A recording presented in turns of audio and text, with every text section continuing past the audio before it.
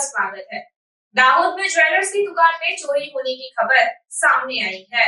दिनांक 18 जून 2024 को लगभग 1 बजे के आसपास दाहोद शहर के मंडाव चौकड़ी के पास स्थित यश ज्वेलर्स में 2 अज्ञात महिलाएं सोने और चांदी के गहने लेने के बहाने आई और नाक में पहनने वाली नथनी जिसमें लगभग 7 सोने के कांटे थे और जिसकी कीमत लगभग 21,000 से अधिक थी उसे चुरा लिया।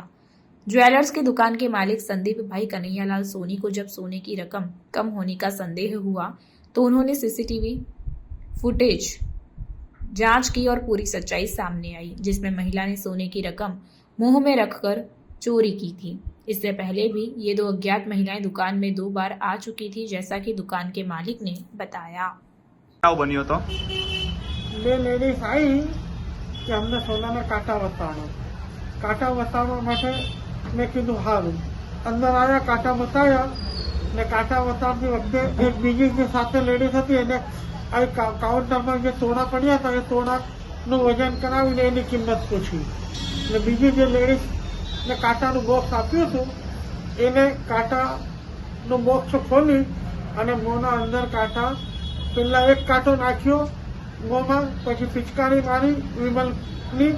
મને એવું લાગ્યું કે વિમલ ખાઈ રહી છે અને પછી બીજા કાંટાઓ બોક્સમાંથી કાઢીને મોંમાં નાખી લીધા ને એ સીસીટીવી ફૂટેજમાં આવેલું છે।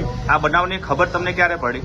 આ બનાવની ખબર અમને આજે સવારમાં દુકાન પર આવતા હતા માલના ડબ્બો લઈને ત્યારે ખબર પડી। આપનું નામ? યસ, સંદીપ કુમાર કનૈયાલાલ સોની।